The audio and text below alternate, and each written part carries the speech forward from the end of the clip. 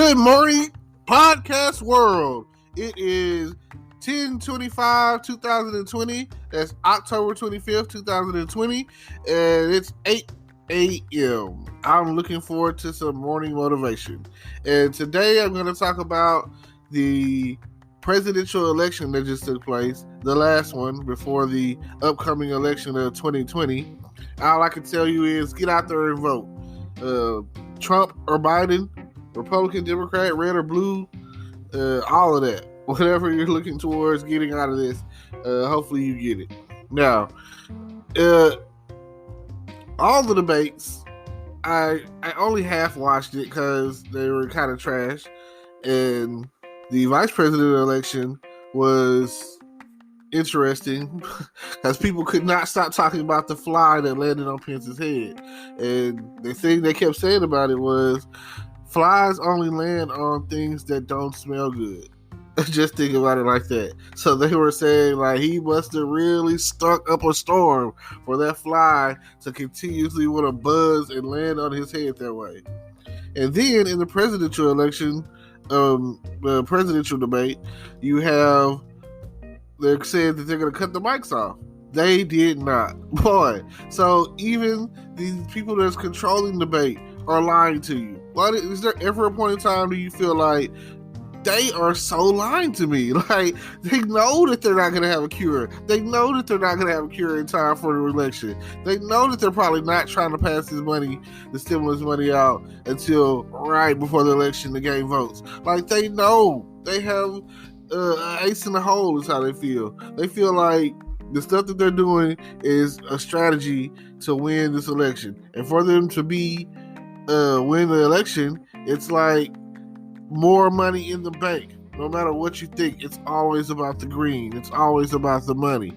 It's always about how is this going to benefit me? You know, I don't ever feel like in politics that they are just honestly God trying to help us bottom feeders, us poor folk, us folks who are in the recession, in the front line of the recession, that don't have a job or who aren't able to work because of the pandemic or for whatever reason is going on, you know, that then at this point, you never know what's going to happen tomorrow because there's a COVID-19. Next year, you have COVID-20. All right, what's going on? It seems like every census year, every 10 years, every decade, it seems like every year that there's an election, especially, there's always a bunch of misdirection going on.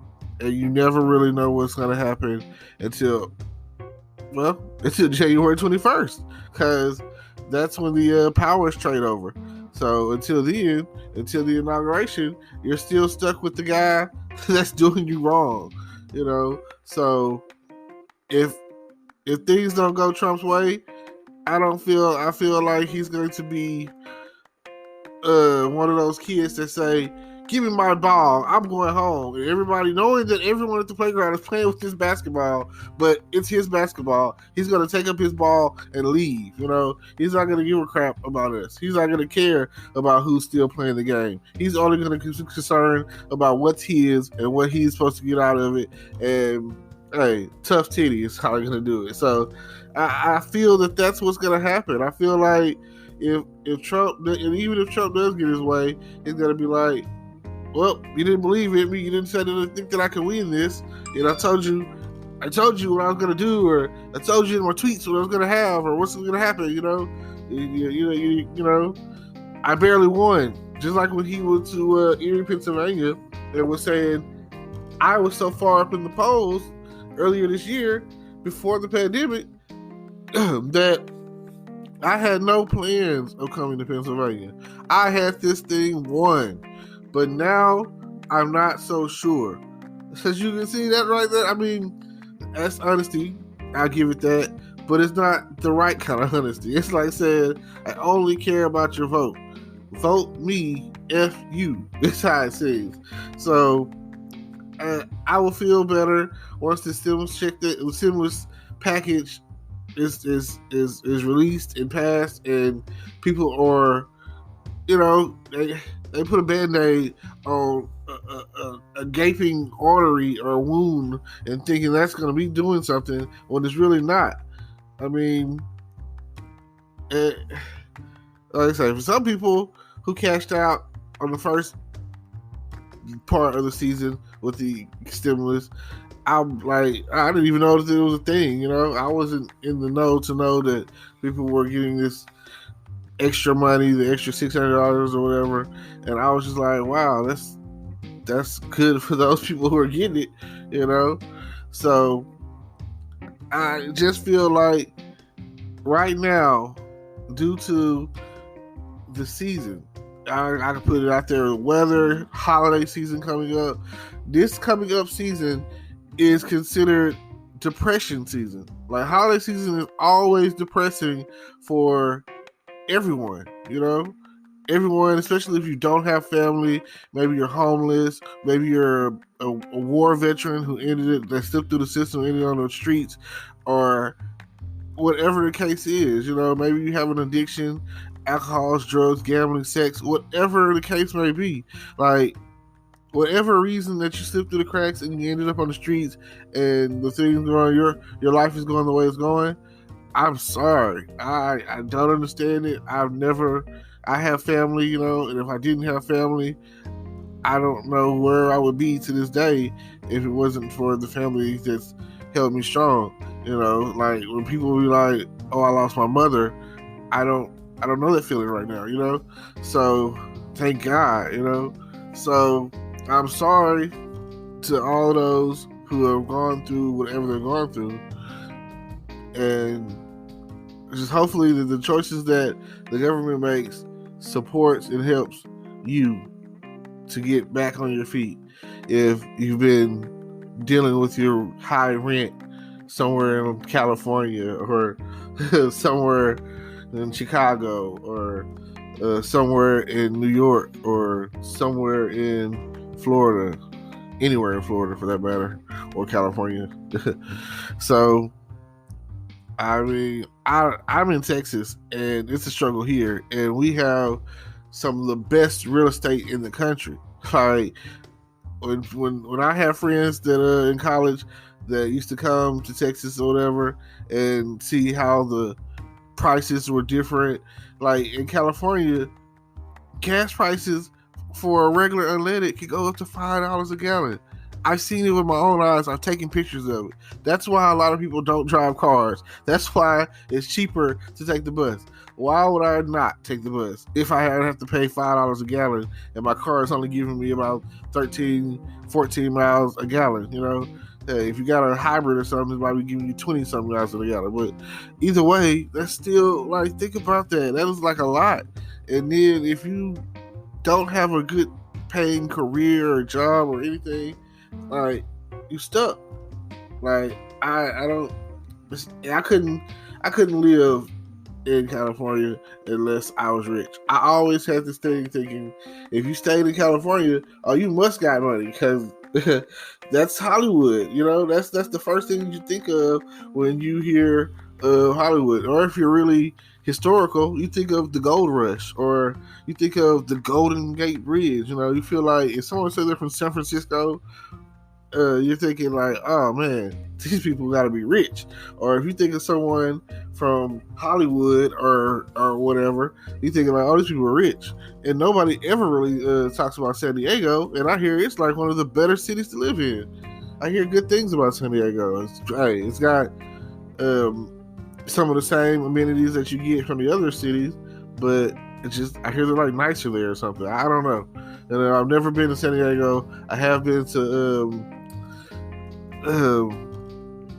the Bay Area and the Los Angeles area. So they're different from what I'm used to. Like I said, here in Texas, you get a lot of people waving at you for no reason, and for people from California, like, it's a mug reflex to be like, what they waving at? They're not used to the Southern culture, Southern hospitality thing. So either way, I'm not really sure how this thing is going to swing out, but I tell people all the time, I'm 1,000% sure that the Republicans are going to win, that Trump is going to win, and Even though you sit there and you talk about a time for change, it's always harder to fight to get on top when you're the bottom guy. It's always harder to get a person out of office than to stay in office. Like once you win your first term, it's usually just like, oh, you seen what I can do, boom, roll over and to the next term. Like it'd be different if someone else was in place and then Trump came along. Then you'd be like, I don't know, we'll probably just keep the same guy that we got, or if it was Hillary, they still would probably vote her out because she's a woman. I don't feel like, and that's the main reason that I feel like that they messed up, because most countries don't even want women in power, right? It's still radicalists out there in the U.S. that feel like women should not be in authority. Women should not be head of churches, or like we are the men. You know what I'm saying? Feel like so they're still battling the fact that a lot of there's people out there that don't want women in the military, as far as like, especially to go see like actual action, going to war and stuff like that. These are the things that we still deal with, and will probably forever deal with. Didn't seem like it's going to change. You had the woman suffrage, and then you've had the whole liberation of women, burn our bras, like back in like the 70s or whatever. So, every 50 years, I guess, which, let's see, every 50 years or whatever, which is, this is in that range, to where it seems like it's something for the women it's about to pop off. So just something to expect, especially if Kamala Harris becomes vice president. I feel like it'll be a lot more, because this is the thing I didn't understand from the get-go when Trump first got elected. After the conversation that took place on his bus, and I was calling him President P Grabber, girl, look out, ladies, he's gonna grab your vajayjay, So he was president. Like I think it was, I don't know if it's Dave Chappelle or whoever, President Pussy Grabber, I know they said it on I think it was American Dad or something. Either way, I know that the joke should have been made, and I've even seen it to where when they're like giving out awards, or he's standing by little girls, they be afraid of him. I'd be afraid of him too, based off some of the comments and statements he's made. But like he said, when you're famous and you're rich and you're powerful, you're president or whatever, you pretty much do what you want,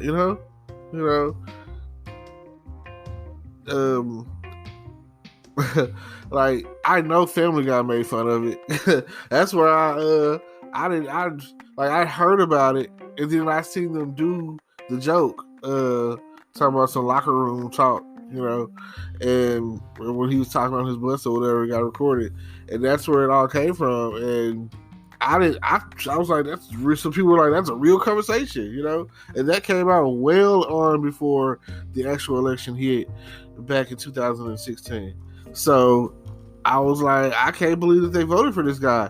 It's like saying that no one that voted for him has any respect for women, and I have nothing to say either for or against that, because if that's the way you feel, that's just the way you feel, Like, you literally have no respect for women, especially coming out of Barack's term and his 2 terms, and having 2 daughters growing up in the White House. And now look at them, as beautiful as ever. Having a beautiful wife like Michelle, strong, beautiful wife. I feel like Michelle could do anything, and like, if they start talking about it right now, Michelle 2024, she's already won because of who she is. Like, her character, her integrity, her just, her strength, everything about her is like you are winning if you find a woman like that. You is she is like when people be like, oh man, they talk about at one point they was talking about back in the day, they was like Oprah, and they talk about Beyonce, and all of this. They all these key factors or whatever are powerful, beautiful women who people have supported throughout the years. But I feel like Michelle is hands down it. I feel like over time, like again, her daughters basically grew up in the White House, and over the next so many years, they'll be, sought after, I guess is the word I'll use, and whoever is lucky to I'm say marry them, date them, marry them, or whatever. You gotta be looking at it like I'm the luckiest guy in the world. You know what I'm saying? Your mama is Michelle, so I know that you have good home training. I know that you grew up a certain way compared to what a lot of people portray us to be, or a lot of people are used to getting. You getting the best of both worlds, and yeah. I mean, I can't say that about some of the past presidents, like Bush's daughters. I can't say that, I can't say that about Clinton's daughter, you know what I'm saying? I can't say that. I can't say that about well, I'm gonna just go that far back because that's when I kind of first started following politics. Clinton, and the reason I first started following politics was like Animaniacs. I mean, by that point in time, I was in social studies. So it's just a matter of age. It's a matter of what you're being taught at a certain age. So, like my 6th grade year, they had like a mock election, and they were asking, and my social studies teacher at the time was wanting to know who people would vote for, and there was another, it was a black guy, Republican, Alan Keyes. He's probably still in politics. He's probably still out there somewhere, and people were voting for him. Didn't know anything about him, the fact that he was black. So I know that that's a factor, and I understood, back then. But I still voted for Bill Clinton back then because I felt like he was the truth. He was really, like, he did a good job, regardless of what was happening in the Oval, little oil in the Oval, regardless of what was happening or whatever at that point in time, which still, in my world, made him so much cooler. I don't care what nobody says. Like, Democratic presidents are so much cooler. Oh my gosh. Like, Kennedy. Like, and it wasn't until college that my favorite president popped on the scene that I was aware of, and that was Roosevelt. FDR. And his slogan was a chicken in every pot. And like I say, if a president were to say that right now, I'd vote for him. That is like the coolest thing, especially you got to look at what was happening at the time. That was a time during the Great Depression where that nobody was getting food, nobody was eating. They had like soup lines and chow lines, and and like war was going on, and all of this stuff was happening. Like, it was at that time or whatever, the Holocaust was taking place at the time. So you have to think about what was going on in the world to where the phrase "a chicken in every pot" was so empowered, like such an impact. And I'll say it like this. The last thing is, he was a cripple. He was in a wheelchair, and that right there lets you know, like, that's a powerful thing to think about.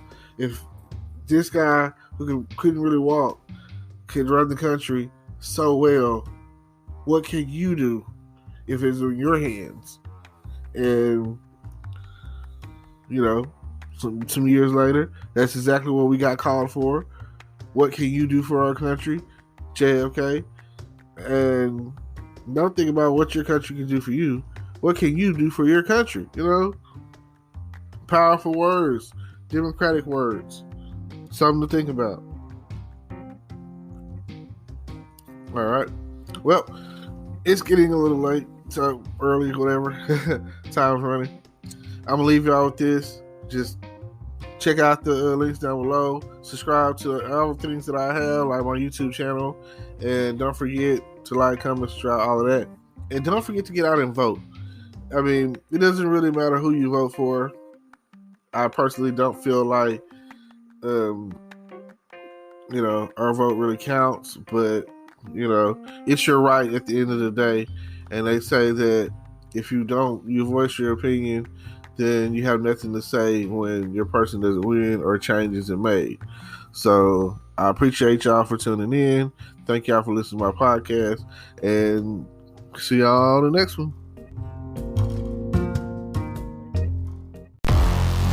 Hello, YouTube world. Welcome to my channel.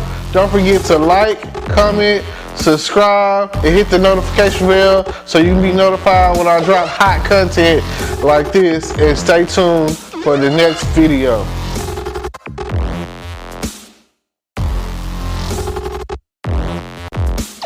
Today is your lucky day. Today is the day that our $3 website works for you, paying you directly to your PayPal daily. Imagine $3 ongoing continuous payments to your PayPal account. Imagine falling asleep and waking up to $300 in your PayPal account. How would this make you feel? How could this help you? What bills could you pay? What kind of fun could you have? What does that retirement look like now? All for a one-time payment of $3. This website is DFY done for you, fully built and completely hosted, and never stops collecting payments for you. You have spent $3 on coffee on a regular, but that coffee won't help you create multiple streams of income. Click the link below.